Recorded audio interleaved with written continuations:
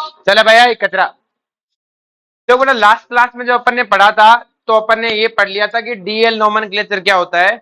अब देखो बड़ा ध्यान से, ये एग्जांपल है बेटा टार्ट्रिक एसिड का। किसका है बेटा? टार्ट्रिक एसिड का। देखो टार्ट्रिक एसिड क्या होता है, इस फॉर्मूले का नाम है टार्ट्रिक एसिड। क्लियर है? अब ये टार्ट्रिक एसिड के 3 आइसोमर्स बनते हैं। कितने बनते हैं कि सर आपको क्या पता है इसके 3 आइसोमर बनते हैं? देखो ध्यान से, क्या टार्ट्रिक एसिड लिखने में सिमेट्रिकल है क्या? देख लो, लिखने में सिमेट्रिकल है। बीच में खड़े हो जाओ, ऊपर और नीचे सेम चीज है कि सर लिखने में सिमेट्रिकल है। कितने कायरल सेंटर हैं? तो अगर 2 कायरल सेंटर हैं तो मुझे एक बात बताओ कि इसके कितने आइसोमर बनेंगे टोटल? 2 की पावर n माइनस 1 प्लस 2 की पावर n बाई 2 माइनस 1। कितने आएंगे बेटा? n की वैल्यू 2 रखोगे तो कितना आएगा? 3। जिसमें से ये कौन है? मीजो। तो मीजो तो आपका आएगा 1। मीजो कितने आएंगे? 1। और ये क्या है? Optical isomer. ऑप्टिकल आइसोमर कितने आएंगे? 2। देखो ध्यान से,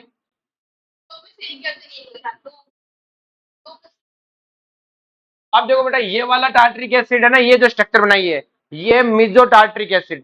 कैसे है कि सर 2 कायरल सेंटर और इसमें क्या है बेटा? पीओएस। तो इसे बोलते हैं मिजो टार्ट्रिक एसिड। और मिजो टार्ट्रिक एसिड कैसा होता है? एक आयरन। क्योंकि बेटा अगर प्लेन ऑफ सिमेट्री आ गई और तो एक आयरन। उसके बाद ये वाले 2 है इसके, क्या इसमें 2 कायरल सेंटर है?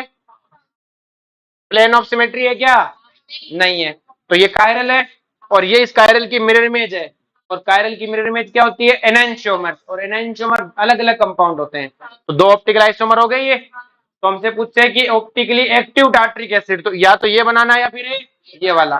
और पूछे ए कायरल या मीजो, तो वो वाला। आगे बात में, अब इनमें से एक डेक्स्ट्रो और एक लिवो। हमें नहीं पता कौन सा डेक्स्ट्रो है कौन सा लिवो है, लेकिन एक डेक्स्ट्रो और एक लिवो। हाँ बेटा,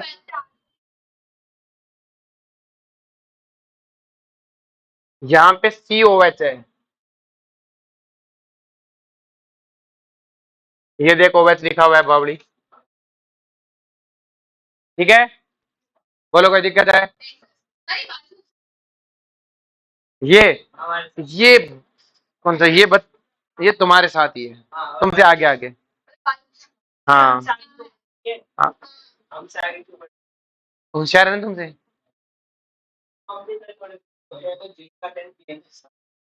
नहीं, अरे ये जिसकी कॉपी उसने नहीं दिया रे। ठीक है, नेक्स्ट में बात करते हैं बेटा न्यूमेन प्रोजेक्शन है। बातें नहीं,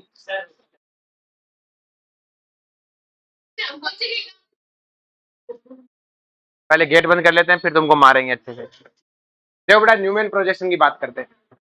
ए छड़े पीछे, ओए चुगली सी। बात करते हैं न्यूमैन प्रोजेक्शन। किसकी बात करते हैं? न्यूमैन प्रोजेक्शन की। देखो न्यूमैन प्रोजेक्शन क्या है कि ये भी जैसे RS, जैसे आपका पता है ना वेज डेस फिशर, वैसे न्यूमैन प्रोजेक्शन है। लेकिन ये 2 कार्बन के लिए होता है। कितनों के लिए होता है? 2। 2 कार्बन को छोड़ के बाकी सबको सब्स्टिट्यूएंट बना दिया जाता है। क्या बना जाता है? सब्स्टिट्यूएंट। जैसे ये आपके पास है CH3 CH3। ठीक है, तो आपको इसको देखना होता है बेटा। अगर आपने इसको इधर से देख रहे हो, किधर से देख रहे हो बेटा? इधर से। ये तुम्हारा देखने का व्यू है।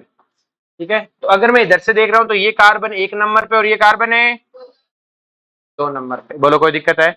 ऐसे देखा जाता है। अगर आप एक पेन को पकड़ो और उसको ऐसे देखो, जब आप ऐसे देखोगे तो पेन का जब आपको ये पॉइंट दिख रहा होगा तो ये पॉइंट दिख ही नहीं रहा होगा। देखो ऐसे, इसको देखो ऐसे। जब आपको ये पॉइंट दिख रहा होगा तो पीछे वाला पॉइंट नहीं दिख रहा। देख लो, तो एकदम आंख के सामने लेके देखो, नहीं दिख रहा ना। तो इसका मतलब अगर मैं इधर से देख रहा हूं तो ये बीच वाला बॉन्ड मेरे को दिखेगा ही नहीं। बीच वाला बॉन्ड मुझे, तो हमने क्या किया कि बेटा इसको ऐसे रिप्रेजेंट किया। देखो ध्यान से, पहले कार्बन को किससे रिप्रेजेंट किया? डॉट से। फिर हमने क्या किया बेटा? लाइन खींची। ये पहला कार्बन है डॉट वाला, ठीक है। और दूसरे कार्बन को किससे रिप्रेजेंट किया बेटा? सर्कल से। किससे रिप्रेजेंट किया? सर्कल से। ये किया हमने, पहले कार्बन को जो पहला है उससे डॉट से और दूसरे वाले को सर्कल से। फिर बेटा डॉट वाले कार्बन में कितने हाइड्रोजन जुड़े हुए हैं? 3। बीच वाला बॉन्ड तो दिखाना ही नहीं है। ये कार्बन 1 और ये कार्बन 2, इन दोनों के बीच में है वो बॉन्ड। तो मतलब हम इधर से देखें तो दिखना ही नहीं चाहिए ना। ये 1 और पीछे वाला 2। बोलो कोई दिक्कत है? अब पहले वाले कार्बन से 3 नाइट्रोजन जुड़े हैं तो देखो उससे निकलते हुए 3 नाइट्रोजन बना दोगे। फिर दूसरे वाले सर्कल जो 2 नंबर पे कार्बन है उसको सर्कल से दिखाया है, उस पे भी 3 नाइट्रोजन है, उससे भी 3 नाइट्रोजन निकलते हुए दिखने चाहिए। अब बता दो तुमसे गलती क्या होती है, तुम ऐसे बनाते हो, फिर इससे 3 नाइट्रोजन निकाले, फिर अगले वाले के 3 नाइट्रोजन भी तुम इसी से निकाल देते हो ऐसे, तो इसका मतलब बीच वाले कार्बन के तो 6 बॉन्ड हो गए। ध्यान से, बीच वाले से 3 निकलने चाहिए, अगले 3 कहां से निकलने चाहिए, देखो सर्कल से। ये तरीका गलत सही है और ये तरीका गलत। बोलो कोई दिक्कत है? देखो 3 तो दिख रहे, और एक डॉट और सर्कल के बीच में बॉन्ड बना वो तो मैं दिख ही नहीं रहा, ये डॉट और ये सर्कल, ये इनका बीच का बॉन्ड तो ही हमें पता है, इस डॉट और सर्कल के बीच में क्या है कि बॉन्ड है।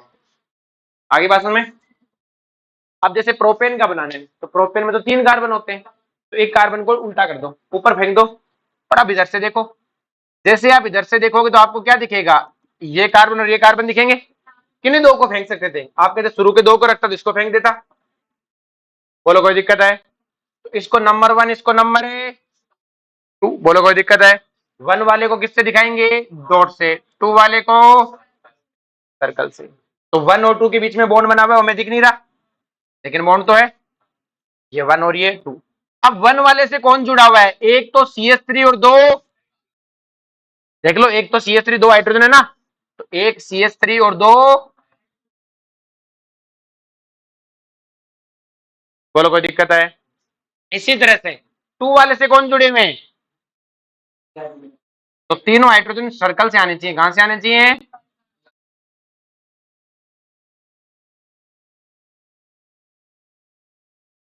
बोलो कोई दिक्कत है? समझ में आ गया? नेक्स्ट देखो बड़ा ध्यान से, कि अगर हमें ब्यूटेन से बनाना है, तो ब्यूटेन में तो 4 कार्बन है, तो कोई 2 ले लो, जैसे हमने ये 2 ले लिए, बाकी 2 को क्या फेंक दिया, आगे पीछे फेंक दिया। भाई ये ब्यूटेन, ब्यूटेन था, इन 2 को ले लिया, इन 2 को क्या बना दिया, सब्स्टिट्यूएंट। अब आप इधर से देख रहे हो, तो ये कार्बन और ये 1 कार्बन है 2, 1 वाला किससे दिखाओगे, डॉट से, 2 वाला हो गया। 1 वाले कार्बन पे एक CH3 2 हाइड्रोजन, इससे एक CH3 निकलता हुआ होना चाहिए, इससे 2, बोलो इसमें कोई दिक्कत है?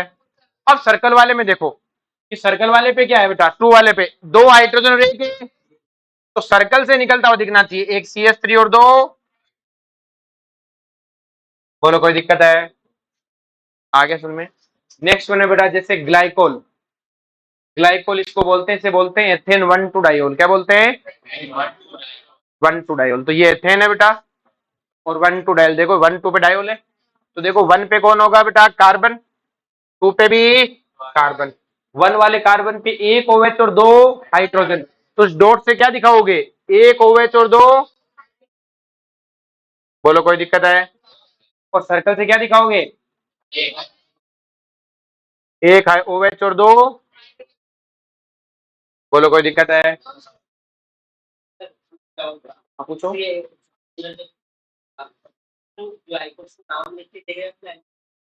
नहीं, ग्लाइकोल नाम लिख के देगा, क्योंकि ग्लाइकोल याद होना चाहिए, इसी को बोलते हैं। ठीक है, इसलिए एथेन 1,2 डाइओल तो उसका IUPAC नाम है, तो ये तो लिखना आना चाहिए, एथेन 1,2 डाइओल तो लिख सकते हो। अब मैंने ग्लाइकोल धीमे धीमे याद करवा देंगे ना बेटा, ऐसे हर किसी का नहीं देगा, जितने पॉसिबल केस है उनको मैं धीमे धीमे याद करवा दूंगा। अरे बात ऐसा थोड़ी कोई भी मुंह उठाई दे देगा, कहीं ना कहीं NCERT में उस चीज का नाम होगा, उसी का देगा, तो कहीं ना कहीं ग्लाइकोल लिखा हो, तो मैंने आज ग्लाइकोल यूज किया, और जब पढ़ाऊंगा आगे बहुत बार यूज करूंगा ग्लाइकोल, तो तब तक तुम्हें याद हो जाएगा, एथेन 1,2 डाइओल को ग्लाइकोल बोलते हैं। ठीक है, अब बात करते हैं कॉन्फॉर्मेशनल आइसोमर्स की। देखो अभी हमने क्या पढ़ा, स्ट्रक्चरल पढ़ा, फिर हमने क्या पढ़ा बेटा, स्टीरियो, स्टीरियो में भी कॉन्फिगरेशनल पढ़ा है। कॉन्फिगरेशन में पहले ज्योमेट्रिकल देखा, तो ज्योमेट्रिकल नहीं था तो ऑप्टिकल था, अब कॉन्फिगरेशनल नहीं, कॉन्फॉर्मेशनल। स्टीरियो 2 तरह का होता है ना, कॉन्फिगरेशनल और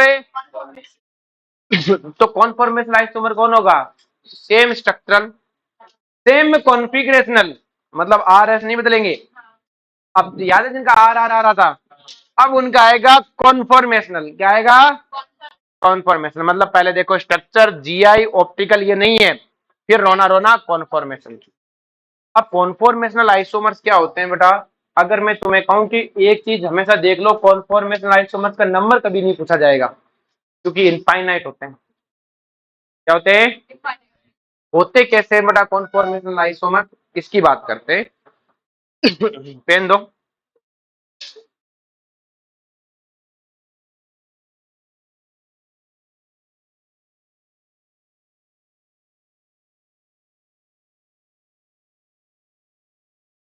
इधर फटाफट जिसके पास है।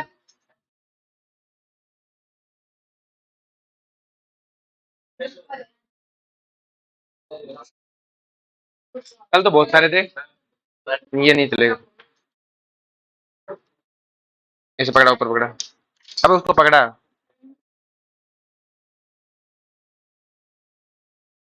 देखो ऐसा ही तो है बेटा, देखो जो अपनी स्ट्रक्चर है, ऊपर क्यों नहीं जा रहा बे?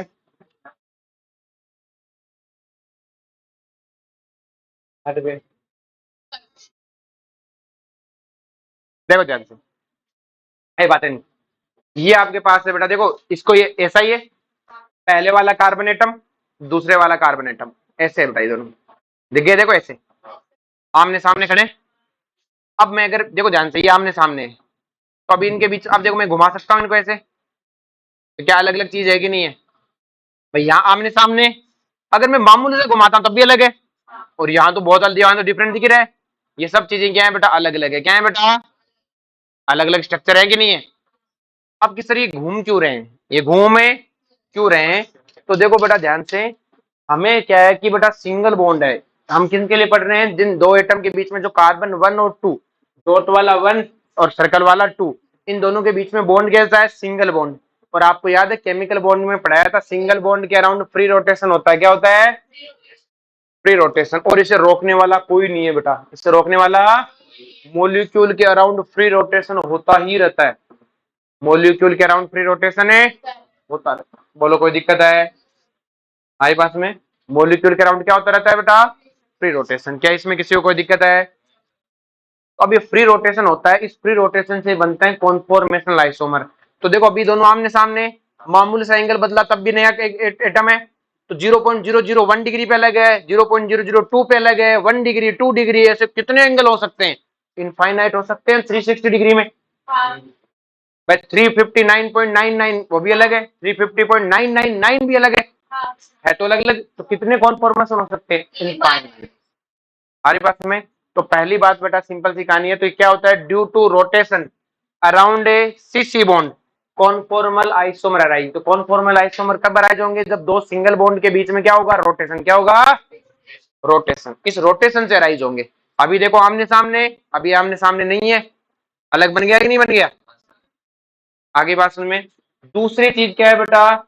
देर are infinite conformal isomer is possible. Infinite है, उनमें से मुझ कुछ गिने चुने पढ़ूंगा, कुछ गिने चुने पढ़ूंगा। आई बात सुन में। कॉन्फॉर्मर का मतलब होता है नई सिचुएशन, एक से दूसरी कॉन्फॉर्मर एक ही स्ट्रक्चर है, लेकिन क्या है आपकी कॉन्फॉर्म पोजीशन अलग अलग है। देखो इसे, आई बात समझ में? अब देखो ना ध्यान से, हमें पढ़ना है डाइहेड्रल एंगल। क्या पढ़ना है? देखो एंगल क्या होता है, अगर आपको कोई पूछे बॉन्ड एंगल क्या होता है, तो दो एटम के बीच का जैसे ये आपके पास है बोरोन, यही तो है बेटा। जैसे मान लो ये आपके पास BH3 है, तो बॉन्ड एंगल क्या होता है? दो बॉन्ड के बीच का एंगल। क्लियर है? तो ये बेटा, अब देखो ध्यान से,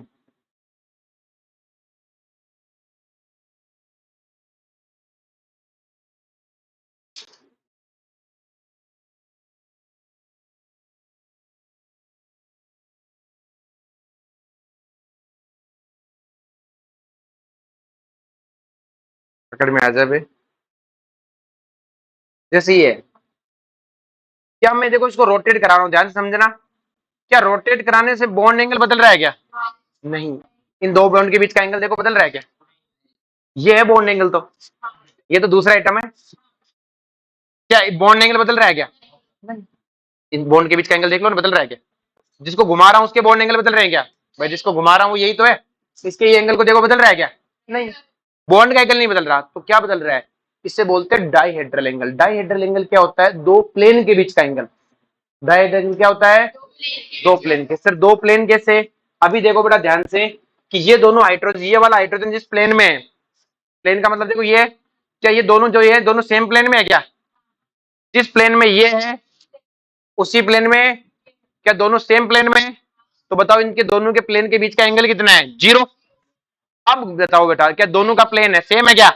इसका प्लेन ये है और इसका प्लेन है ये। देखो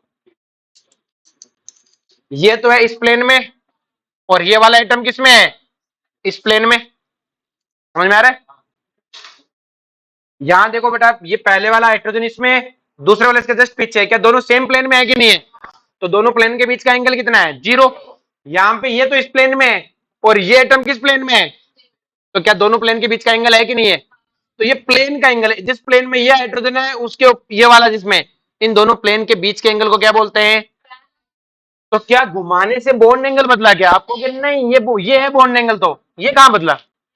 इन दोनों हाइड्रोजन के बीच का एंगल बदला क्या? नहीं, ये सर्कल घुमाते जाओ एंगल नहीं बदल रहा। तो क्या कॉन्फॉर्मेशन में बॉन्ड एंगल बदलते हैं? बच्चों को लगता है बॉन्ड एंगल, ना ना ना, दो प्लेन के बीच का एंगल बदल रहा है। अभी देखो ये यहां पर है, अब अलग हुआ, अब देखो बदल रहा है ना। किसका एंगल बदल रहा है? प्लेन का। तो क्या हो गया? Dihedral angle. समझ में आया बेटा? Angle between a two plane known as a. आगे बात समझ में? बोलो कोई दिक्कत है? तो क्वेश्चन है कि ये बात ध्यान रहे कि in the conformational isomerism bond angle change होते हैं क्या? ना, कोई बॉन्ड एंगल बदलता बदलता नहीं है। डाइहेड्रल एंगल मतलब दो एटम के, दो आसपास वाले एटम है उनके बीच के प्लेन का एंगल बदलता है। अब देखो बेटा अभी हमने बनाई थी एथेन का, ऐसे बना था बेटा, एथेन का बनाया था ना अभी, न्यूमेन प्रोजेक्शन। अब देखो सब एक दूसरे के आमने सामने है, इसे बोलते हैं इक्लिप्स फॉर्म। क्या बोलते हैं? Eclipse form. आगे पास में, और इनके बीच में जो बॉन्ड एंगल, सॉरी जो डाइहेड्रल एंगल है वो कितना है? 0। अब मैंने क्या किया, इस सर्कल को पकड़ के 60 डिग्री घुमा दिया। किसी को एक को घुमा दो सही, सर्कल को, इस चक्के को पकड़ा और चक्के को कितना घुमा दिया? 60 डिग्री। जैसे मैंने 60 डिग्री घुमाया सब एक दूसरे के एंटी हो गए। देख लो इस हाइड्रोजन के सामने भी हाइड्रोजन था और इस हाइड्रोजन के भी एंटी कौन है? हाइड्रोजन। तो जब सामने सब होते हैं उसे बोलते हैं इक्लिप्स फॉर्म, और जब सब एक दूसरे के क्या होते हैं बेटा? ऑपोजिट, उसे बोलते हैं स्टैगर्ड फॉर्म या एंटी फॉर्म। स्टैगर्ड फॉर्म या एंटी फॉर्म। तो स्टैगर्ड क्या है बेटा? जब आपका सब क्या हो एक दूसरे के एंटी। कितने डिग्री पे आ गया था? 60 डिग्री पे। अब ऐसा जरूरी नहीं हमेशा 60 पे आए, इस वाले में कितने पे आ गया? 60 पे। चक्के को कितना घुमाया कि 60 डिग्री। हमें बस ये 60-60 के डिफरेंस में पढ़ना सारा, ले अपने सिलेबस में ये देखा है कि 60-60 डिग्री पे घुमाओ और पढ़ो। अगर मैं इस चक्के को फिर 60 डिग्री घुमाऊं तो वापस ये बन जाएगा क्या? तो वापस इक्लिप्स बन जाएगा। देखो चक्के को 60 डिग्री घुमाते हैं, हाइड्रोजन के सामने हाइड्रोजन आ जाएगा कि नहीं आ जाएगा? हमारे पास में तो इसमें दो ही फॉर्म पॉसिबल है 60 डिग्री पे, इक्लिप्स, स्टैगर्ड इक्लिप्स है। कि सर और भी तो पॉसिबल है, उनको अपन पढ़ते नहीं है। तो 1 डिग्री पर भी 10 डिग्री पे अलग होगा, 20 डिग्री वाले, लेकिन अपन तो दो ही पढ़ते हैं, इक्लिप्स और एक। आगे समझ में? जैसे बेटा प्रोपेन था, प्रोपेन का यही बना था। अब बेटा सब एक दूसरे के आमने सामने, तो क्या बोल दिया? इक्लिप्स। क्या बोल दिया? इक्लिप्स। कितने डिग्री पर है? 0 पे। इस चक्के को पकड़े 60 डिग्री घुमा दो, सब एक दूसरे के देखो ट्रांस चलेंगे। जिस CH3 के सामने H था उसी CH3 के सामने भी कौन है? H। बताओ ये आपके पास डाइहेड्रल एंगल कितना है? 60 डिग्री। क्या बॉन्ड एंगल बदला क्या? बॉन्ड एंगल है। आगे बात समझ में? वो ग्राफ समझाऊंगा, रुको। अब है ब्यूटेन। ब्यूटेन की स्ट्रक्चर यही होती है। अब देखो ध्यान से, ब्यूटेन वाले चक्के को मैंने सब एक दूसरे के आमने सामने तो इक्लिप्स बोल दिया। इस चक्के को 60 डिग्री घुमाया, लेकिन अब देखो इस CH3 के सामने पहले कौन था? CH3। अब क्या CH3 उसके ऑपोजिट चला गया क्या? मतलब अभी स्टैगर्ड नहीं हुआ। अभी स्टैगर्ड है नहीं हुआ ना। भाई इसको इस चक्के को 60 डिग्री घुमाने से स्टैगर्ड आ गया क्या? नहीं, इस चक्के को 60 डिग्री घुमाने पे कोई स्टैगर्ड है, तो हमने इसका नाम रख दिया गॉच। क्या नाम रख दिया? भाई बात में, इस चक्के को पकड़ के फिर से 60 डिग्री घुमाया, लेकिन वो नहीं बनी बेटा। पहले CH3 के सामने, अब CH3 के सामने H है, तो हमने कहा ये इक्लिप्स है, तो इसका नाम रख दिया पार्शियल इक्लिप्स। है तो आमने सामने, लेकिन सेम चीज वैसी की वैसे नहीं है ना, इसका नाम क्या रख दिया? Partial Eclipse. बोलो कोई दिक्कत है? इस चक्के को पकड़ के फिर से 60 डिग्री घुमाया, तो सब एक दूसरे के आमने सामने आ गए, नाम क्या रख दिया? स्टैगर्ड। क्या रख दिया? Staggered form. अब बताओ स्टैगर्ड कितने डिग्री पे है? 180 डिग्री पे। सात सात सात 180 पे आ गया। फिर से इस चक्के को पकड़ के 60 डिग्री घुमाया, तो तुम्हें नहीं लगता ये वापस से इक्लिप्स है, इस पार्शियल इक्लिप्स ही बन गया है तो इक्लिप्स, लेकिन सेम के सामने सेम नहीं इसलिए पार्शियल इक्लिप्स। इस चक्के को पकड़ के फिर से 60 डिग्री घुमाया तो बीच में आया, तो क्या नाम रख दिया, गोच। और फिर से घुमाते क्या आ गया, इक्लिप्स। तो क्या क्या फॉर्म हमारे पास, इक्लिप्स आमने सामने, एंटी पे स्ट्रगल, बीच में रह गया तो गोच, और रह क्या है, पार्शियल इक्लिप्स। किसी किसी बुक में क्या होता है बेटा, इस इक्लिप्स को बोल देते हैं फुल्ली इक्लिप्स। अगर इसको फुल्ली इक्लिप्स बोलूंगा तो इसको सिर्फ इक्लिप्स बोल देते हैं, इसको इक्लिप्स बोला तो इसको पार्शियल, कम दिखाना है ना, इसको नीचा दिखाना है, तो ये इक्लिप्स तो ये पार्शियल इक्लिप्स, ये फुल्ली इक्लिप्स तो ये इक्लिप्स। आगे बात समझ में, यहां तक कोई दिक्कत है बेटा? अब देखो बेटा ध्यान से कि क्या होता है बेटा, कि अगर मैं सिंपल सिखानी है कि ऑल द कॉन्फॉर्मर, जितनी भी कॉन्फॉर्मर है, कई कॉन्फॉर्मर बन सकते हैं, अपन दो तीन ही पढ़ी है, तो all the conformer except eclipse and stagger, अगर इनको छोड़ दूं तो बाकी सबको बोलते हैं स्क्यू। क्या बोलते हैं बेटा, हमारे पास में बाकी सबको क्या बोलते हैं बेटा, आगे पास में तो गोच भी क्या है बेटा, स्क्यू है आगे पास में। और जिनको हमने पढ़ा नहीं, 10 डिग्री 15 डिग्री वाले सब क्या है, स्क्यू, नाम रखा उनको स्क्यू, क्या रख दिया, इक्लिप्स और स्टैगर को छोड़ के सबको क्या बोलते हैं, स्क्यू। तो गोच भी स्क्यू में आता है, पार्शियल इक्लिप्स भी स्क्यू में आता है। आगे समझ में। अब देखो ध्यान से, अब इस ग्राफ की बात करते हैं।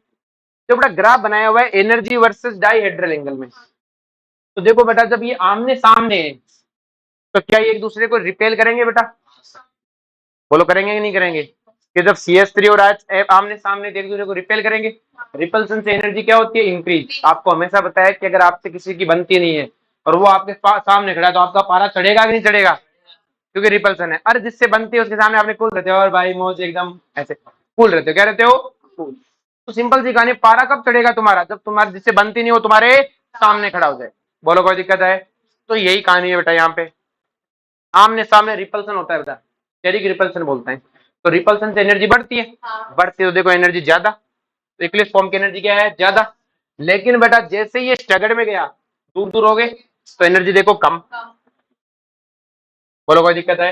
फिर ये एक चक्का फिर से 60 डिग्री घुमाते हैं, फिर से इक्लिप्स हो जाएगा, फिर से एनर्जी बढ़ जाएगी, फिर से, और ये चलता ही रहता है बेटा।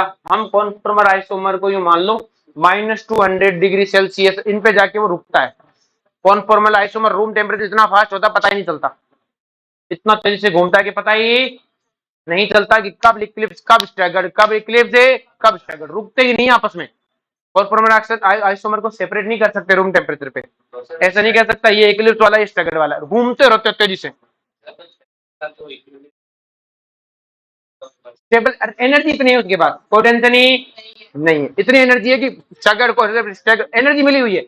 अगर मैं -200 डिग्री ले जाऊं तो वो रुक जाएगा कि अब एनर्जी नहीं है घूमने की। एटम के पास इतनी एनर्जी है, वो घूमता ही रहता है, क्या करता रहता है, रूम टेम्परेचर पे उसको एनर्जी मिल जाती है। आपको पढ़ाया था बेटा एनर्जी इक्वल टू क्या, थ्री, वहां से इधर इधर मर ले इधर, देख लिया मैंने तेरे को बहुत देर होगी, इधर क्यों खराब कर रही है उसने, इधर आजा, उधर मर एकदम, कोने पकड़, कॉपी तो लिया, पढ़ना वढ़ना ही नहीं है, जी समझ में आया बेटा?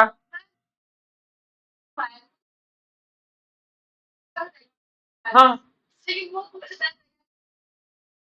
बड़ा घुमा 60 डिग्री वापस से CS3 के सामने अच्छा जाएगा ना, वापस इधर से घूमते इधर से वापस, एच में कोई डिफरेंस थोड़ी है। आई बात में, बोलो कोई दिक्कत है? और ये चलता ही रहता है ये। इसी तरह इसके लिए देख सकते हो बेटा, यहाँ एच एच आमने सामने रिपेल करेंगे, इक्लिप्स में रिपल्सन है, क्या है बेटा, रिपल्सन, तो एनर्जी ज्यादा। फिर मैंने चक्के को घुमाया, दूर दूर चले गए तो एनर्जी कम, फिर चक्का घूमेगा, फिर बढ़ जाएगी, फिर हट जाएगी, तो ये ग्राफ चलता ही रहता है। और हमसे क्वेश्चन पूछता है क्या आप इक्लिप्स और स्टैगर्ड के मतलब कॉन्फॉर्मर आइसोमर को सेपरेट कर सकते हो क्या, ये रूम टेम्परेचर पे तो पॉसिबल है, बहुत तेजी से एक दूसरे में कन्वर्ट होते हैं, क्लियर है, सेपरेबल नहीं है, रुकता नहीं है, ना इक्लिप्स रुकता ना स्टैगर्ड। हाँ बहुत लो टेम्परेचर पे रोक सकते हो। अब देखो ध्यान से, इसकी बात करते हैं ब्यूटेन वाले की। तो देखो ब्यूटेन वाले में इक्लिप्स इक्लिप्स में CH3 आमने सामने है, तो क्या दबा के रिपल्सन करेंगे, दबा के लड़ाई करेंगे, तो दबा के क्या आएगी बेटा आपकी एनर्जी। फिर बेटा मैंने क्या किया, इस चक्के को घुमाया, तो क्या गोच में इससे कुछ रिलैक्स हुआ? गोच में कुछ रिलैक्स हुआ तो एनर्जी भी क्या हुई बेटा गोच की? कम। फिर गोच से घुमा के कहां गए बेटा? पार्शियल में। पार्शियल में फिर लड़ाई होगी, लेकिन इस इक्लिप्स की लड़ाई इस इक्लिप्स से कम है। यहाँ CH3 लड़ रहे थे पूरी तरह, यहाँ CH3 और H लड़ रहे थे, तो कुछ कम लड़ाई है, लेकिन लड़ाई तो है। लड़ाई है तो एनर्जी बढ़ेगी, लेकिन इक्लिप्स से क्या रहनी चाहिए? कम। पार्शियल इक्लिप्स की एनर्जी क्या होनी चाहिए? इक्लिप्स से कम दिखनी चाहिए। हमारी बात में फिर पार्शियल इक्लिप्स किसमें गया घूम के? स्टैगर्ड में। स्टैगर्ड में कोई लड़ाई नहीं, सब दूर दूर हो गए। गोच में फिर भी एक दूसरे के यहाँ आमने सामने तो पत्थर फेंक के मार सकता है, लेकिन यहाँ तो एकदम दूर दूर हो गए। एकदम दूर दूर हो गए तो एनर्जी क्या होगी बेटा? सबसे कम। फिर स्टैगर्ड से वापस किस में गए? पार्शियल इक्लिप्स में। फिर गोच, फिर इक्लिप्स। तो आपसे क्या करता है वो? ग्राफ के पॉइंट हटा देता है और पूछता है पोजीशन का नाम बताओ। तो आपको पता है सबसे ज्यादा स्टेबल कौन है? स्टैगर्ड। उसके बाद वाली थोड़ी सी ने गलत बना दिया, दोनों गोच बराबर बनाने चाहिए, तो मैं दोबारा बना देता हूँ।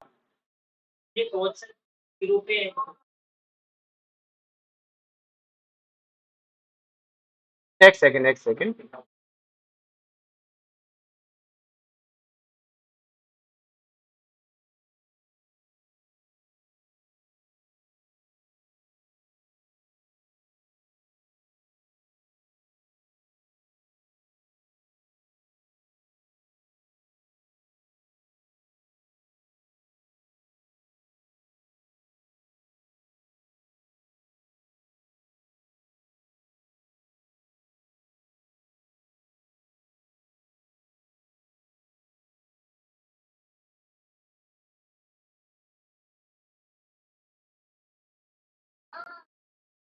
ठीक है। ए, ये एनर्जी वर्सेस डाइहेड्रल एंगल, क्या वैसे बना दिया? ये ले।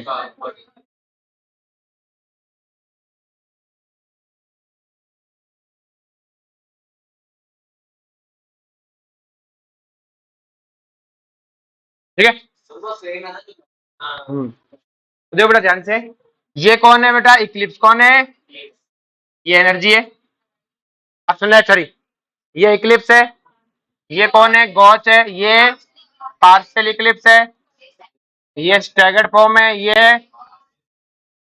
ये गॉच, और ये फिर से इक्लिप्स।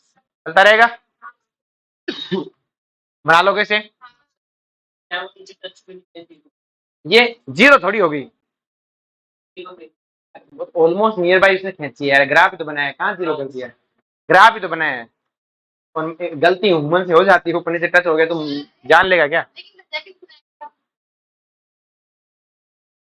जो अब तुम्हें पढ़ा तो है, तो क्या सिखाया है? दोनों बराबर है। दोनों क्या है? बराबर है। तो बराबर दिखाना है, कहानी खत्म। नेक्स्ट देखो बेटा, जनरली क्या है बेटा? स्ट्रैगर्ड फॉर्म क्या है बेटा? Highly stable. तो अगर हमसे कोई पूछा गया ज्यादा स्टेबल कौन है, देखो बेटा जो स्टेबल होता है उसकी एनर्जी कम होती है, तो सबसे ज्यादा स्टेबल कौन है? स्ट्रैगर्ड। फिर गोच, फिर फिर इक्लिप्स तो एकदम खत्म है, इक्लिप्स तो एकदम है। But in the case of hydrogen bonding, but in the case of hydrogen bonding और आयन डाइपोल, हाइड्रोजन बॉन्डिंग पढ़ाए, उसमें केमिकल बॉन्डिंग पढ़ाए थे ना। But in case of hydrogen bonding ion dipole interaction, gauche form is a more stable than a staggered. जो आपकी गॉच form हो जाएगी ना, वो स्टैगर्ड से ज्यादा स्टेबल हो जाएगी। सर की कैसे? जैसे ये इथाइल ग्लाइकोल अभी पढ़ा था बेटा, ये इसका क्या था बेटा? Eclipse form. क्या है बेटा? इक्लिप्स फॉर्म में तो दबा के लट बजेंगे, कोई लड़ाई है लड़ाई है। जैसे 60 डिग्री घुमाऊंगा गोच आएगा, क्या आएगा बेटा? गोच। और मैं सीधा ही घुमा दूं 180, मतलब बीच वाली फॉर्म बनाई नहीं मैंने, वो कौन है? स्टैगर्ड। कौन है? लेकिन देखो गोच फॉर्म में इस OH और OP में हाइड्रोजन बॉन्डिंग दिख रही है ना यहाँ पे, क्लियर है? लेकिन बेटा एंटी में दोनों एक दूसरे से दूर चले जाएंगे, और दूर चले जाएंगे तो क्या नहीं है बेटा? हाइड्रोजन बॉन्डिंग नहीं है। ये कहता है चल मान लिया तेरे यहाँ रिपल्सन है, कम है, मेरे यहाँ थोड़ा बहुत रिपल्सन भी है, लेकिन हम में हाइड्रोजन बॉन्डिंग है। क्या है बेटा? और हाइड्रोजन बॉन्डिंग दबा के स्टेबिलिटी देती है। क्या देती है बेटा? दबा के स्टेबिलिटी। बोलो कोई दिक्कत है हमारी बात में? तो यहाँ पे हाइड्रोजन बॉन्डिंग है। क्या है बेटा? Hydrogen bonding. बोलो कोई दिक्कत है? और इसलिए अपन क्या कहेंगे? ज्यादा स्टेबल होनी चाहिए थी स्टैगर्ड, लेकिन है कौन है? गॉच। तो गॉच स्टैगर्ड, बाकी उनमें कोई दिक्कत नहीं, पार्शियल इक्लिप्स और इक्लिप्स। तो कभी कभी गॉच स्टेबल ज्यादा हो जाएगी, देख लेना बेटा OH OH आ जाए, OH और F आ जाए, OH और NH2 आ जाए, हाइड्रोजन बॉन्डिंग पॉसिबल हो जाए, क्या हो जाए, या आयन डाइपोल अट्रैक्शन हो जाए गोच में देखना है, तो आप कहोगे हाँ हाइड्रोजन बॉन्डिंग हो रही है, तो हम कहेंगे तो ज्यादा स्टेबल, वरना ज्यादा स्टेबल कौन है?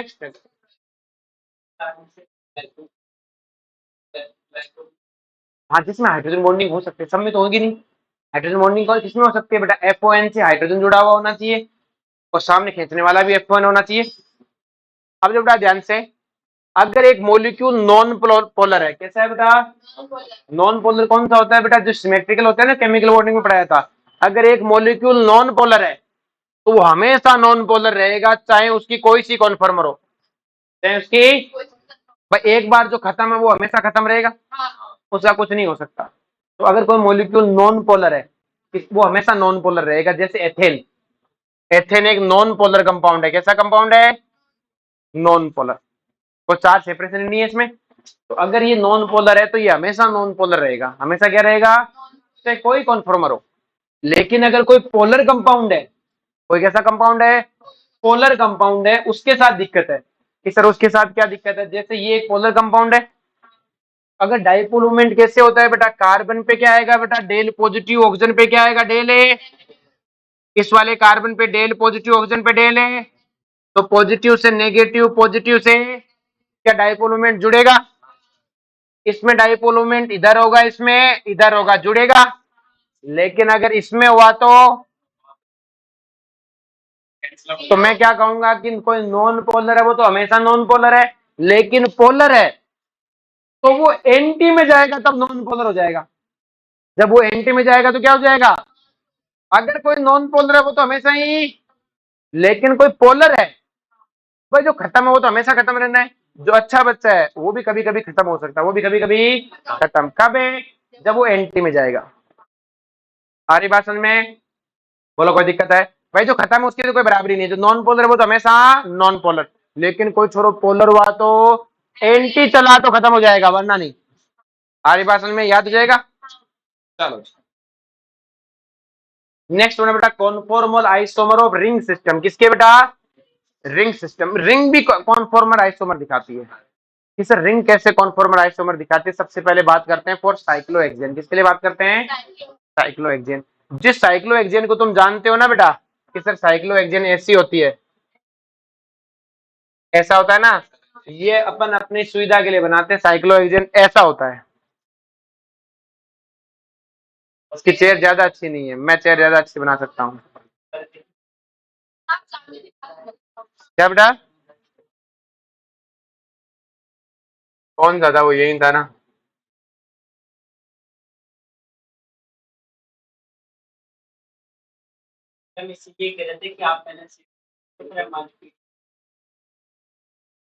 अच्छा बहुत शाना था। तेरे से तो कमी है बेटा, दूसरों की आंखों में गिरा हुआ तिनका भी दिख जाता है तुमको, खुद की आंखों में गिरे हुए लट नहीं दिख रहे, इतने बड़े बड़े पत्थर पड़े हैं तुम्हारी आंखों में। देखो बड़ा ध्यान से। हाँ वही बिजली वाला।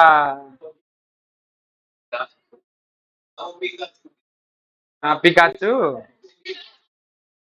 देखो ध्यान से, ये साइक्लोहेक्सेन ऐसा दिखता है बेटा चेयर की तरह, आपको ऐसा बनाना आना चाहिए इस तरह से। देखो 1 2 3 4 5 6, ये चेयर फॉर्म है। कौन सी फॉर्म है बेटा? सी चेयर। या तो इस चेयर फॉर्म में रहेगा या इस चेयर फॉर्म में रहेगा। पलट जाती है ना, ये ऊपर उठ जाएगी बेटा, और ये कहाँ जाएगी? बस यही पलटती है, ये उठ के ऊपर चली जाती है, ये उठ के नीचे चली जाती है। देखो ऐसे, जो ऊपर था ये वाली सेट होकर नीचे हो जाएगी, ये कहाँ चली जाएगी? बस। लेकिन ये सीधी नहीं जाती इसमें, एक चेयर फॉर्म दूसरी चेयर फॉर्म में कैसे कन्वर्ट होती है बेटा? ये चेयर फॉर्म पहले जाती है हाफ चेयर में। हाफ चेयर का मतलब क्या हो गया? ये वाला उठ के बराबर आ जाता है ऐसे, ये उठ के कहाँ जाता है बेटा? बराबर। फिर ये चेयर फॉर्म जाती है ट्विस्ट बोट में, किसमें जाती है? मुड़ जाती है ऐसे। और ये ट्विस्ट बोट किसमें जाती है? हाफ चेयर में वापस से। और हाफ चेयर वापस किसमें जाती है? चेयर में। तो एक चेयर फॉर्म भी दूसरे चेयर फॉर्म में, मतलब जैसे ये कॉन्फॉर्मर हो रहा था ना, वैसे ये इसमें कन्वर्ट होती रहती है। कैसे? चेयर से half chair, twist boat, half chair, chair. तो एक चेयर फॉर्म दूसरी चेयर फॉर्म में कन्वर्ट होते, तो ये सारे इसके क्या है? कॉन्फॉर्मर। क्या है बेटा? तो साइक्लोहेक्सेन दो तरीके से एग्जिस्ट करती है, या तो वो चेयर फॉर्म में एग्जिस्ट करेगी, चेयर फॉर्म में रही तो इस तरह की नौटंकी करेगी, क्लियर है, या फिर वो एग्जिस्ट करती है बोट फॉर्म में। किस फॉर्म में एग्जिस्ट करती है? इस फॉर्म में। ये क्या है? उसकी बोट फॉर्म। 6 कार्बन है, देख लो, 1 2 3 4 5 6, क्लियर है। तो चेयर फॉर्म कैसे रहती है? या तो चेयर में रहेगी, चेयर में रहेगी तो ये नौटंकी करेगी, एक चेयर से दूसरे चेयर में ही घूमती रहेगी, या फिर वो बोट में रहेगी। तो देखो क्या होता है, बोट में, चेयर में, और चेयर की अलग नौटंकी। आगे बात में, नहीं बोट नहीं है, बोट तो वैसे अनस्टेबल है, बोट क्या है? अनस्टेबल। अब देखो ध्यान से, तो अगर हमें पूछे कि conversion of one chain to another chain, देखो साइक्लोहेक्सेन चेयर में जाएगी या बोट में जाएगी। चेयर में जाएगी तो नौटंकी करेगी, चेयर से half chair, twist boat, half chair, chair, ये दोनों चेयर में डिफरेंस समझ में आया? ये नौटंकी करती रहती है। हाँ नहीं नहीं, को नहीं आती। अब देखो ध्यान से कि अगर इन चेयर की स्टेप एनर्जी देखें तो कौन से में एनर्जी सबसे ज्यादा है? सबसे ज्यादा एनर्जी होती है हाफ चेयर की। किसकी होती है? फिर होती है बेटा बोट की। किसकी होती है? फिर होती है ट्विस्ट बोट की। और सबसे कम किसकी होती है? चेयर की। किसकी होती है? अब आपको पता है जिसकी स्टेबिलिटी एनर्जी ज्यादा उसकी स्टेबिलिटी कम, तो सबसे ज्यादा स्टेबल है चेयर, फिर ट्विस्ट बोट, फिर बोट, और फिर हाफ चेयर। आगे बात में, इसका ज्यादा काम नहीं है, ज्यादा काम इसका है। देखो क्या होता है बेटा,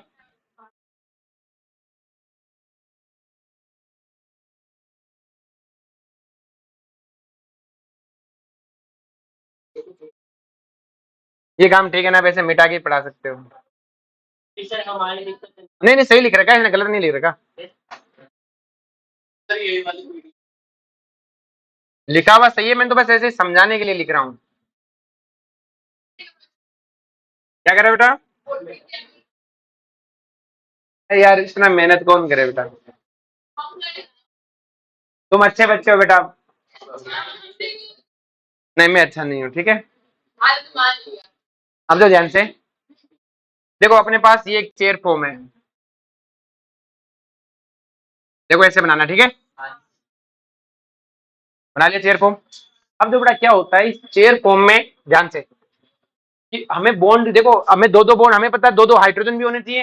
एक साइक्लोहेक्सेन में दो दो वैलेंसी खाली भी तो होती है। तो देखो क्या होता है कि आपको सीधी लाइन खींचनी है, तो x6 पे होगी उसे बोलते हैं एक्सियल बॉन्ड। क्या बोलते हैं? Axial bond. और जो साइड में होंगे वो इक्वेटोरियल।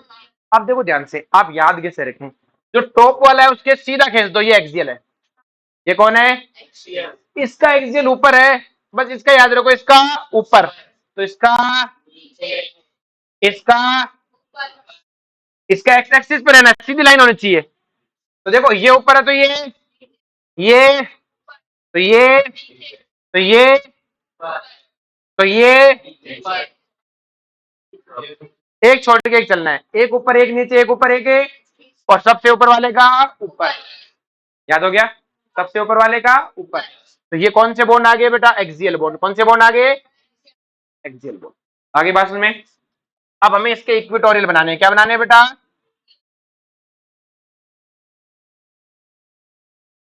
ये है बेटा अपने पास में, देखो ध्यान से, इक्वेटोरियल देखो बेटा, इसका एक्सियल ऊपर है तो इसका इक्वेटोरियल नीचे।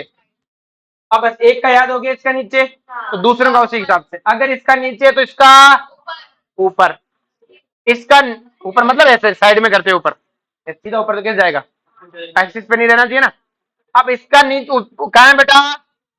तो इसका नीचे, इसका नीचे तो इसका ऊपर। ध्यान से बेटा, बनाना नहीं हमें किसी को भी, एग्जाम में बना हुआ आएगा, ऑब्जेक्टिव क्वेश्चन है इसके, क्लियर है। तो आपको पहचानना है एक्सियल है कि ट्यूटोरियल है। रोने लग जाते हो, तो ये ऊपर है तो ये नीचे। आगे बात समझ में, देखो ये कहाँ है? नीचे, और ये नीचे तो ये ऊपर। ये एक्सियल इक्वेटोरियल बॉन्ड है। कौन से बॉन्ड है? इक्वेटोरियल। आई बात समझ में, तो ये एक्सियल और ये इक्वेटोरियल। क्या बात समझ में आई बेटा? नेक्स्ट देखो बेटा ध्यान से, अगर मुझे सब एक साथ बनाने होते, देखो ध्यान से,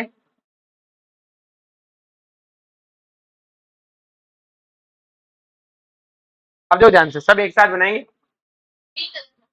ये ले, एक्सियल, इक्वेटोरियल, एक्सियल, इक्वेटोरियल। ये एक्सियल ऊपर ऊपर तो इक्वेटोरियल है नीचे, एक्सियल है, इक्वेटोरियल है ऊपर, एक्सियल ऊपर तो इक्वेटोरियल है, एक्सियल है नीचे तो इक्वेटोरियल है। आई बात में। नेक्स्ट देखो, ये तो इस वाली तरीके की हुआ। अगर मान लो ये वाली होती तो बेंजीन मतलब साइक्लोहेक्सेन ये वाला भी तो हो सकता था। बोट वाले में कुछ नहीं है, अपने चेयर ही पढ़ना है। ये वाली चेयर फॉर्म भी तो है। तो हमें क्या सिखा रखा है, ऊपर वाला ऊपर तो एक्सियल है, एक्सियल नीचे तो इक्वेटोरियल है ऊपर, ये ऊपर तो ये ऊपर था तो ये नीचे तो ये ऊपर तो ये, और ये ऊपर तो ये। सॉरी सॉरी, आगे समझ में। बोलो कोई दिक्कत है इसमें किसी को? पक्का दिक्कत नहीं है? चलो तो फिर वापस ले आते हैं अपनी चीजें।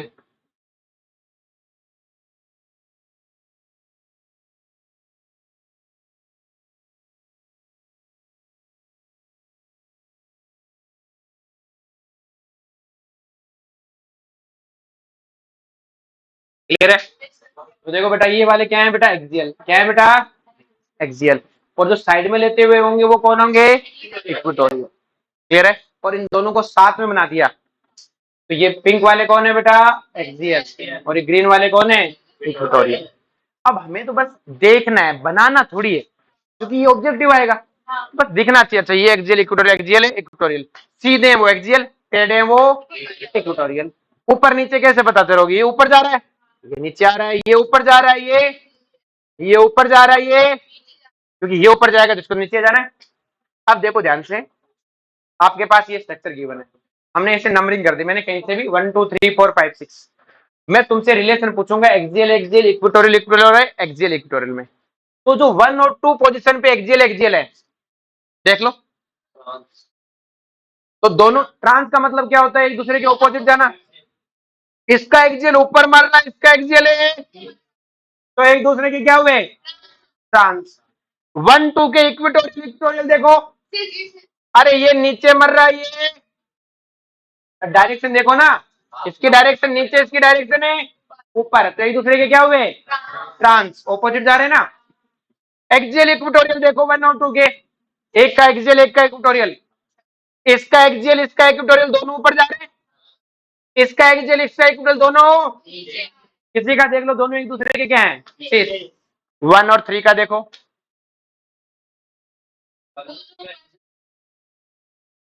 1 और 3 के दोनों ऊपर जा रहे हैं, तो एक्सियल एक्सियल है 6, इक्वेटोरियल इक्वेटोरियल है 6 है, और एक्सियल इक्वेटोरियल है। देखो इसका एक्सियल ऊपर जा रहा तो इक्वेटोरियल नीचे, इसके ऊपर जा रहा तो इसका 1 4 क्लियर हो। एक्सियल एक्सियल है ट्रांस, देखो दोनों ऊपर जा रहे, एक्सियल ऊपर जा रहा है तो इक्वेटोरियल, दोनों एक्सियल एक दूसरे के ऑपोजिट जा रहे हैं, इक्वेटोरियल इक्वेटोरियल है ट्रांस, देखो एक दूसरे के ऑपोजिट जा रहे हैं, एक्सियल इक्वेटोरियल है, एक का एक्सियल लो एक का इक्वेटोरियल तो दोनों नीचे, इसका लो तो दोनों ऊपर। 1 5 का बताओ, एक्सियल एक्सियल, दोनों के एक्सियल एक्सियल ऊपर जा रहे हैं, दोनों के इक्वेटोरियल इक्वेटोरियल नीचे जा रहे हैं, और एक्सियल इक्वेटोरियल ऑपोजिट जा रहे हैं। समझ में आ गया? बोलो कोई दिक्कत है? ऐसा हमें स्ट्रक्चर बनी आएगी तो आपको सिर्फ ट्रांसफर करना है। अब हमें क्या करना है बेटा? कन्वर्जन करना है। क्या करना है? क्या कन्वर्जन करना है कि एक साइक्लिक फॉर्म का दूसरी साइक्लिक फॉर्म में जाना है, into chair form, sorry, one cyclic form to another cyclic form ने अनदर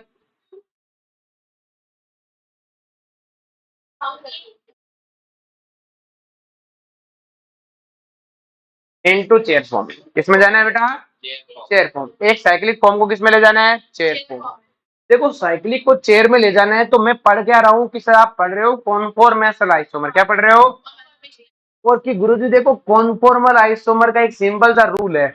मैंने कहा क्या रूल है? कि सर स्टीरियो नहीं बदलनी चाहिए। क्या नहीं बदलनी चाहिए?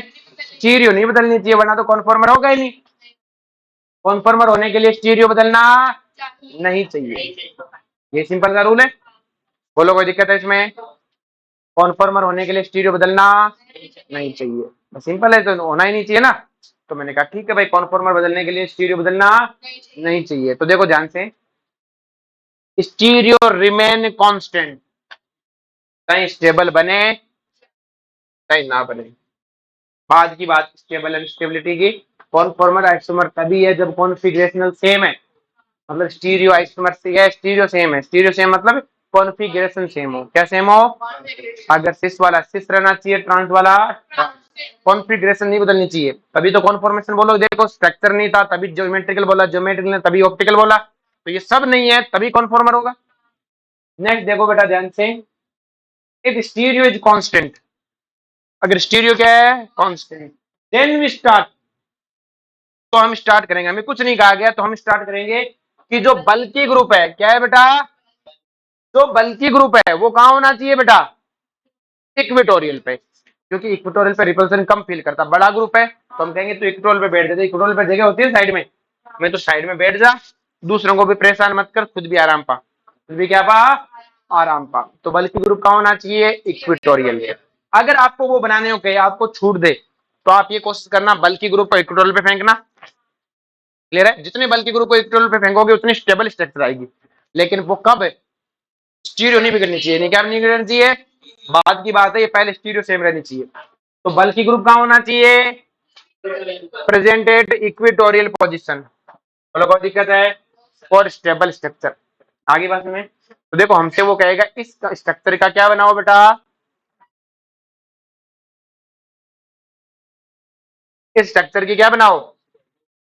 कि चेयर फॉर्म बनाओ। क्या बनाओ? तो हमने कहा ये तो क्या है बेटा? साइक्लोहेक्सेन है, तो आपने साइक्लोहेक्सेन की चेयर बनानी है बेटा, तो आपने साइक्लोहेक्सेन बना ली बेटा, ये बन गई चेयर फॉर्म। अब देखो बेटा हमें इसमें नंबरिंग करनी है, तो आप आईयूपीएसी नंबरिंग कर लो। आईयूपीएसी नंबरिंग क्या? नंबरिंग वहां से करो जहां से सब स्टूडेंट को मिनिमम मिले, तो 1 2 3 4 5 6 सबसे मिनिमम यही है। अगर आपको यहाँ से करो तो 1 2 3 4 5 इधर से करेंगे नंबरिंग, आईयूपीएसी नंबरिंग कर ली। अब इसमें तो कोई नंबरिंग है ही नहीं, कहीं से कर लो कहीं, 1 2 3 4 5 6 हो गया। अब इन सब में बल्कि ग्रुप कौन सा है?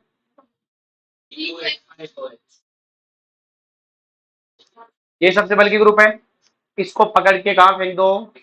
इक्वेटोरियल पे। तो चौथी पोजीशन पे, चौथी पोजीशन का इक्वेटोरियल इधर है, इसको फेंक दिया इधर।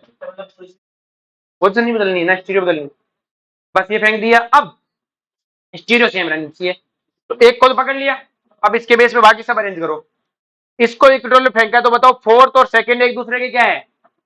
तो सेकंड ट्रांस है, फोर्थ और सेकंड क्या है एक दूसरे के? बताओ भाई, ट्रांस है ना, एक दूसरे के ऑपोजिट है। ये ऊपर जा रहा है तो वो, तो एक दूसरे के क्या हुए? अरे ट्रांस का मतलब होता है एक दूसरे से ऑपोजिट जाना, तो ऑपोजिट डायरेक्शन में है कि नहीं है? वैसे ट्रांस है कि नहीं है? एक ऊपर जा रहा है तो एक है नीचे। अगर मैं हाइड्रोजन से भी देख सकता हूँ, इसका हाइड्रोजन ऊपर है तो इसका हाइड्रोजन, सॉरी इसका हाइड्रोजन नीचे तो इसका ऊपर है ना, तो एक दूसरे के क्या है? ट्रांस। ट्रांस का मतलब ऑपोजिट जाना, तो क्या एक दूसरे के ऑपोजिट जा रहे हैं? इससे 2 और 4 एक दूसरे के ऑपोजिट जा रहे हैं, तो 4 अगर ऊपर गया है तो 2 कहां जाना चाहिए? का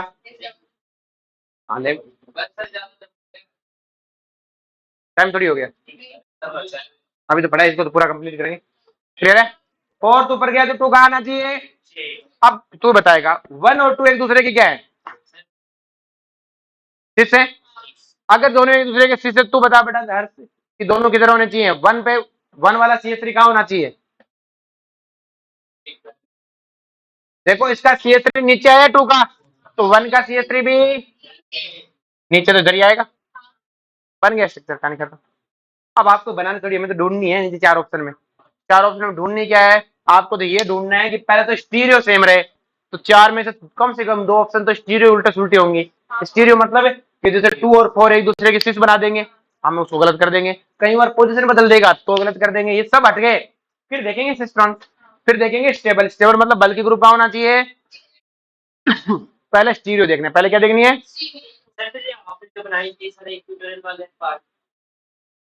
कहाँ इक्वेटोरियल है बता? ये इक्वेटोरियल है क्या? सॉरी ये इक्वेटोरियल, ये एक्सियल है, सेकंड वाला नहीं है ना एक्सियल पे। मैं तो बल्कि को रखूंगा एक को, बाकी सब अपने आप आ जाएंगे। जैसे नेक्स्ट देख,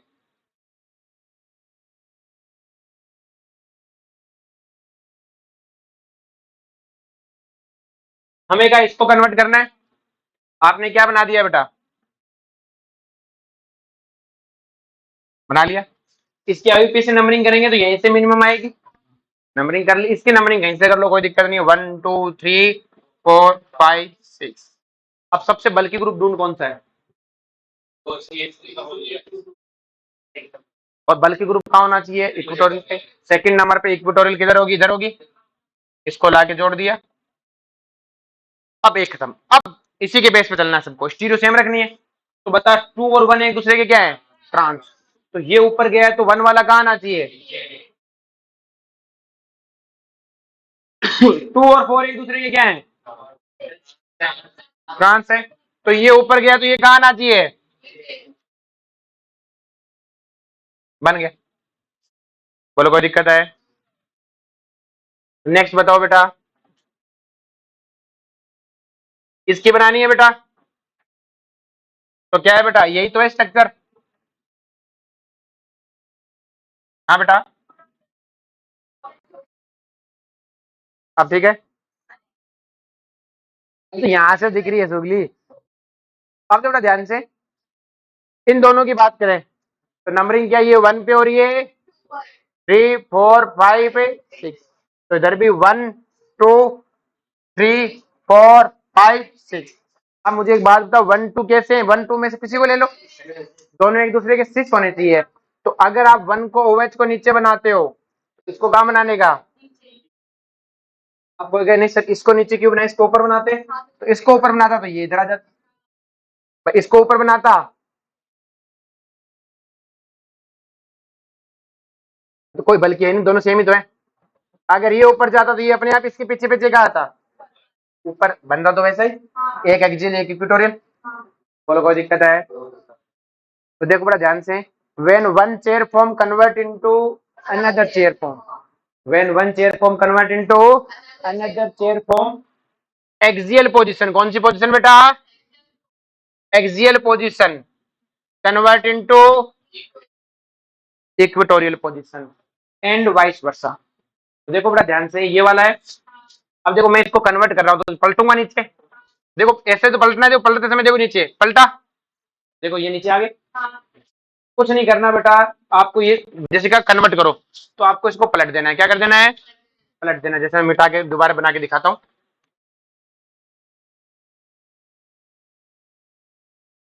हमें कहा कि इसकी दूसरी चेयर फॉर्म बनाओ, ये वाले चेयर फॉर्म की जगह आपको कौन सी चेयर फॉर्म बनानी है, ये वाली बनानी है बेटा,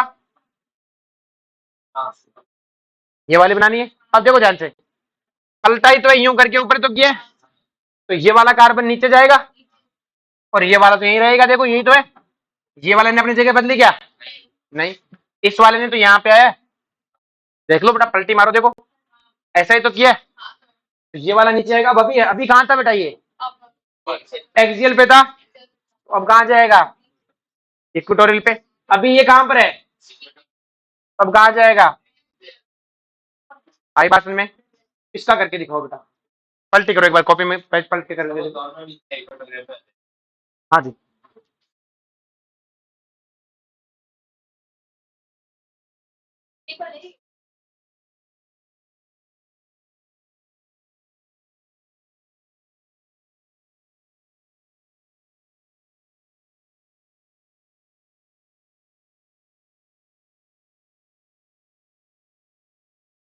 कोशिश करते हैं कल ये चैप्टर खत्म हो जाए, कल सैटरडे है क्या,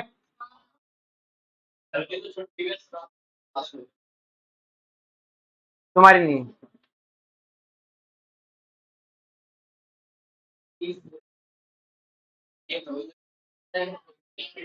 देखो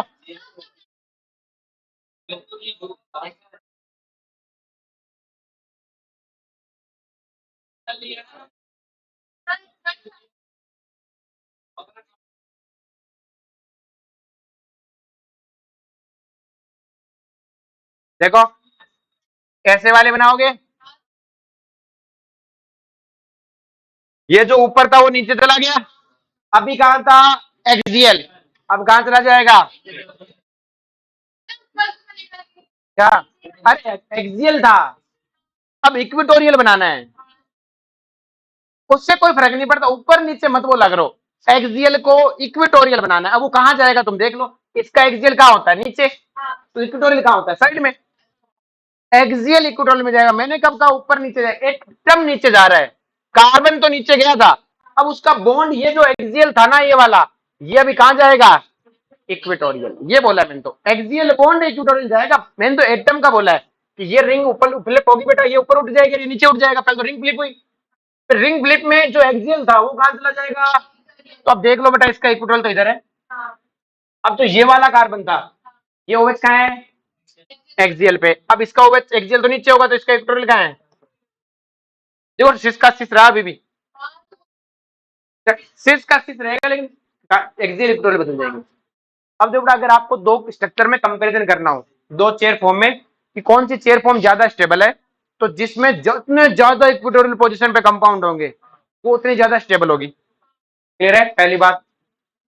दूसरी, अगर हाइड्रोजन बॉन्डिंग पॉसिबल हुई तो कहानी पट जाएगी। तो कहानी सर, जैसे ये आपके पास में दो कंपाउंड है, दोनों एक दूसरे के बेटा कुछ नहीं है बेटा, एक चेयर फॉर्म दूसरी चेयर फॉर्म में कन्वर्ट हुई है।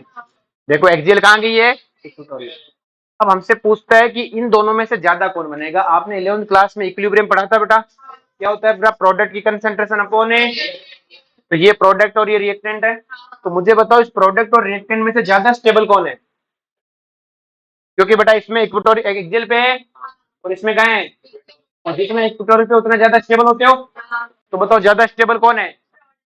प्रोडक्ट ज्यादा स्टेबल है ना भाई। इन दोनों में से अगर मैं बात करूं तो एक तो सब बोलते नहीं, मुंह उतार के बैठे रहते हो, बोलना सबको है, ठीक है, देखना नहीं होता, तो इससे पता नहीं चलता कि तुम्हें समझ में आया कि नहीं आया। इसमें एक्सियल और इसमें इक्वेटोरियल, तो ये इसमें कन्वर्ट हुआ तो इसमें एक्सियल है, जबकि इसमें सारा इक्वेटोरियल है, और जिसमें जितना इक्वेटोरियल उतना ज्यादा स्टेबल है, क्योंकि रिपल्सन नहीं है। तो बताओ ये ज्यादा स्टेबल है, तो प्रोडक्ट ज्यादा स्टेबल है, रिएक्टेंट कम, इसका मतलब प्रोडक्ट ज्यादा स्टेबल है, तो ज्यादा स्टेबल वाली चीज ज्यादा बनेगी। अरे भाई इक्वेटोरियल पे रिपल्सन नहीं होता, खुले में चला जाता है ना आराम से। एक्सियल वाले को मॉलिक्यूल के अंदर रहना पड़ता है, रिपल्सन क्रिएट करता है। खुले में चला जाता है, साइड में जाके बैठ जाता है ना एकदम, रिपल्सन नहीं है। अपने का लड़ाई करते हैं, साइड में उठा दो उसको, जैसे वो छोरी थी उसको अपने साइड में उठा दिया। क्लियर है? तो सिंपल से बल्कि ग्रुप को कहां बिठा दो? साइड में। तो साइड में बिठा दिया तो स्टेबल है। तो हमने कहा इसमें एक्सियल है, इसमें इक्वेटोरियल है, अच्छा ठीक है। फिर हमने कहा इसमें इक्वेटोरियल तो है, तो इसका मतलब ज्यादा स्टेबल है। ज्यादा स्टेबल है मतलब ये वाली स्ट्रक्चर ज्यादा रहेगी, ज्यादा रहेगी मतलब प्रोडक्ट ज्यादा रहेगा, और प्रोडक्ट ज्यादा रहा तो इक्विलिब्रियम कांस्टेंट भी क्या आएगा? एक से, क्वेश्चन हमसे आता है इक्विलिब्रियम कांस्टेंट एक से बड़ा कि छोटा। जैसे ये दोनों स्ट्रक्चर देके पूछेगा इक्विलिब्रियम कांस्टेंट पे क्या कहना है, तो देखो बेटा इसमें ये एक्सियल पर है, ये और ये, बोलो कोई दिक्कत है? मैंने कहा ये इसकी क्या है बेटा? दूसरी फॉर्म है। इसमें देखो बेटा ये कहां पर है? सेम सेम बना दीजिए। अच्छा ये इक्वेटोरियल है बेटा, ये क्या है? क्योंकि इसका एक्सियल तो ऊपर होता है ना, ये थोड़ा सा साइड में बनाओ इसे ना। अब देखो बेटा यहाँ पे दो इक्वेटोरियल एक एक्सियल है, यहाँ पे क्या है बेटा? ये एक्सियल और ये एक्सियल। तो बेटा यहाँ दो इक्वेटोरियल था, यहाँ पे दो एक्सियल है। दो एक्सियल है मतलब ये कम स्टेबल है, ये कम स्टेबल है मतलब क्या हुआ? ये कम बनेगा, ये कम बनेगा तो प्रोडक्ट कम बनेगा, प्रोडक्ट कम बनेगा तो इक्विलिब्रियम कांस्टेंट एक से। अब जैसे ये इसमें ये दोनों OH कहां पर है बेटा? एक्सियल। इसमें दोनों का है इक्वेटोरियल। लेकिन बेटा ये दोनों जब एक्सियल था तो आमने सामने थे, और आमने सामने था तो क्या था? हाइड्रोजन बॉन्डिंग, और हाइड्रोजन बॉन्डिंग से ये ज्यादा स्टेबल है। जब हाइड्रोजन बॉन्डिंग होगी तो एक्सियल इक्वेटोरियल नहीं देखेंगे। तो हमने कहा ये ज्यादा स्टेबल मतलब रिएक्टेंट ज्यादा स्टेबल है, रिएक्टेंट ज्यादा स्टेबल है, इसका मतलब रिएक्टेंट ज्यादा बनेगा, रिएक्टेंट ज्यादा बनेगा तो इक्विलिब्रियम कांस्टेंट एक से। जैसे ये वाला है, यहाँ पे एक इक्वेटोरियल एक है, यहाँ पे एक एक्सियल एक इक्वेटोरियल, तो दोनों बराबर हो गए। अगर मान लो एक C2H5 होता, ये वाला क्या होता बेटा? C2H5, तो ये एक्सियल में जाता। अब बल्कि वाला एक्सियल पे आ रहा है तो अच्छी बात नहीं है, बल्कि वाला कहां नहीं आना चाहिए। तो हमने कहा अब अच्छा है कि सर अच्छा क्यों? इसमें भी तो एक एक्सियल, इसमें भी एक एक्सियल। मैं कि तेरी तरह नहीं, इस पे जो एक्सियल है वो छोटा है और इसका एक्सियल है बड़ा है। आगे बात में नेक्स्ट देखो बेटा ध्यान से कि sp3 हाइब्रिडाइज आर मोर बल्कि। sp3 हाइब्रिडाइज एटम क्या होता है? मोर बल्कि एज कंपैरिजन टू। और sp2 वाला ज्यादा बल्कि होता है किससे? सर क्यों ऐसा? क्योंकि देखो बेटा sp हाइब्रिडाइजेशन वाला लीनियर होता है। कैसा होता है? लीनियर मतलब जैसे ऐसे रहता है, एक लाइन में। जबकि sp3 हाइब्रिडाइज वाले में 4 बॉन्ड होते हैं, और 4 बॉन्ड है तो ऐसे रहेंगे, और ऐसे रहेंगे तो क्या आसपास वाले तो लड़ाइयां मचाएंगे। जबकि sp वाला कैसा होता है, लीनियर।